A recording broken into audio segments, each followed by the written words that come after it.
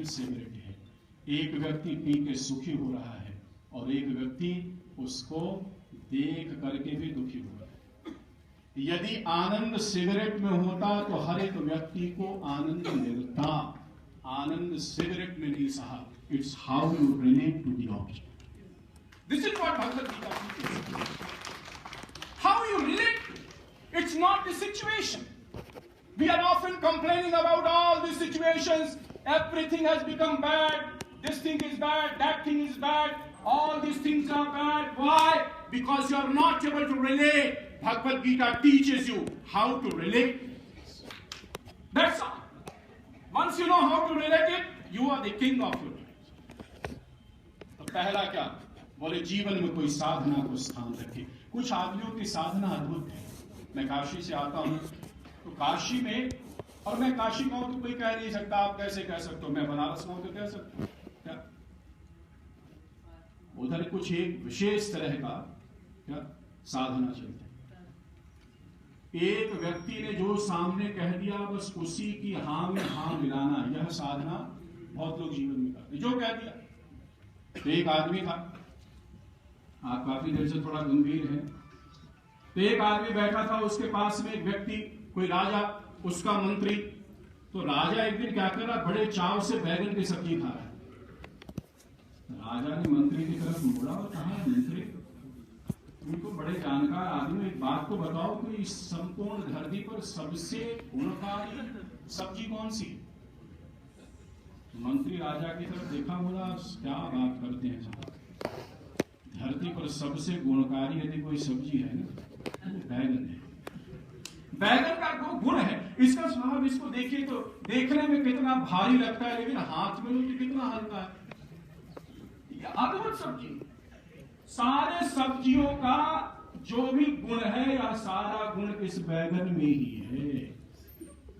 राजा बड़ा प्रसन्न हो गया, बोले भाई तुम तो ज्ञानी आदमी हो। 10-15 दिन बीते।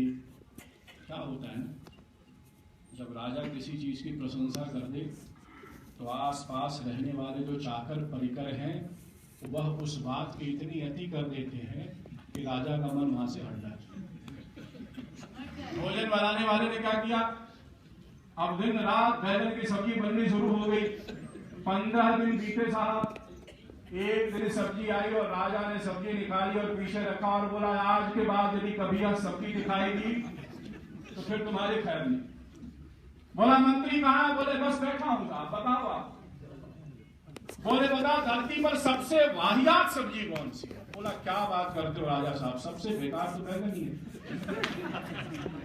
अब आसपास लोग भी बड़े जेल से लोग रहते थे। एक व्यक्ति ने कहा क्या? राजा साहब को समझाया। बोले 10 दिन पहले इसने कहा बैगन सबसे अच्छी, 10 दिन बाद बोलता है बैगन सबसे खराब। बोले यह आदमी आपको गलत एडवाइस देता रहता है। राजा को भी याद आया, हाँ 10 दिन पहले तो इसने कहा था। राजा ने कहा भाई आजा, 10 दिन पहले तूने बताया बैगन सबसे बढ़िया, 10 दिन बाद बैगन सबसे खराब, ये क्या बात हुई? उस व्यक्ति ने प्रणाम किया, बोला राजा साहब मैं नौकर आपका हूं, बैगन हमारी जिम्मेदारी आपको प्रसन्न करने की है, बैगन की प्रसन्नता की जिम्मेदारी नहीं है। यह भी एक तरह की साधना है। We don't have to do this kind of साधना। जहां सत्य है, सत्य के लिए स्टैंड करना चाहिए। सारी दुनिया भी विरोध में खड़ी हो जाए, उस खड़ी में भी यदि आप सत्य के लिए खड़े रह सके, जैसे क्या कहा गया उसे गीता का सही।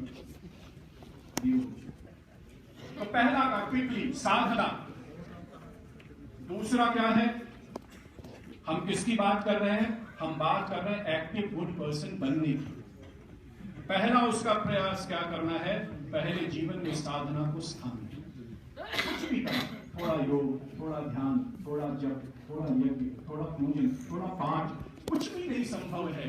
जो भी आपको लगे अरे कुछ नहीं संभव है साहब, सुबह जब बिस्तर पर बैठे भगवान को याद किया, भगवान को कुछ नहीं चाहिए, भगवान को याद करते हुए कहा, हे परमात्मा तेरा बड़ा बड़ा भाग्य है, मेरा भाग्य है, तेरा बहुत कृपा है, एक नया दिन तूने हमारे जीवन में दिया है। इस नए दिन की मैं शुरुआत करने जा रहा हूँ, लेकिन तुम्हारे द्वारा दिया हुआ दिन मैं आपके श्री चरणों में समर्पित करता हूँ। उस दिन वह दिन सामान्य दिन नहीं, परमात्मा का दिया हुआ प्रसाद हो गया। दिन को आप जैसे भी कुछ नहीं कर सकते, प्रातः काल उठे और वह दिन ही परमात्मा के श्री चरणों में समर्पित कर दिया, और इस भाव से यदि वह दिन जिए तो यकीन मानिए वह दिन सामान्य दिनों की तरह नहीं, वह दिन ने भी क्या, वह दिन उस दिन परमात्मा का दिया हुआ प्रसाद है। यह भावना है। तो पहली का जीवन में साधना को स्थान दे। दूसरा क्या, साधना का अभिप्राय क्या है, मन को मजबूत करने की कोशिश। सामान्य बोलचाल की भाषा में कहूं, साधना क्या करता है, साधना आपके मन को मजबूत करता है, मन को सशक्त करता है, मन को बलिष्ठ करता है। किसी भी प्रकार के झंझावात हो, कितना घना अंधेरा हो, किसी भी प्रकार की परिस्थिति हो, लेकिन यदि आप में साधना का बल है तो क्या है, बोला मन सबल है, उस समय भी अगली रात में भी आदमी खड़ा रहता है। साधना का बल क्या, पहला साधना क्या, बोले मन को मजबूत करना। अब मन के मजबूत करने की कई विधियां हैं, एक मैं आपको देना चाहता हूं, तो बिल्कुल simple, it doesn't cost you anything, believe me, it's very simple. शाम के समय भोजन पर बैठे या प्रातः काल बैठे, जो आपकी थाली में आ जाए, प्रसन्नता पूर्वक उस प्रसाद को ग्रहण करना, उससे ज्यादा की आशा नहीं करना, और जो आया जैसा है उसमें किसी तरह की कमी नहीं। Does it cost you? जो भोजन में आ परमात्मा ने प्रसाद दिया है, उस समय चिंतन करने लग गए यहाँ पे रसमलाई होती तो कितना अच्छा। मन क्या है, एक चीज समझिए, this is very important. Unfortunately I am not condemning, I am simply analysing the facts. All the educational institutes, if not all, maximum of them, that includes America, Canada, all these countries. All these educational institutes, what are they teaching? They are teaching you how to manage things externally. Am I right or wrong? I'm not saying all, but maximum of them. They are simply teaching how to manage things externally. Once you know how to manage things externally, you become a good manager.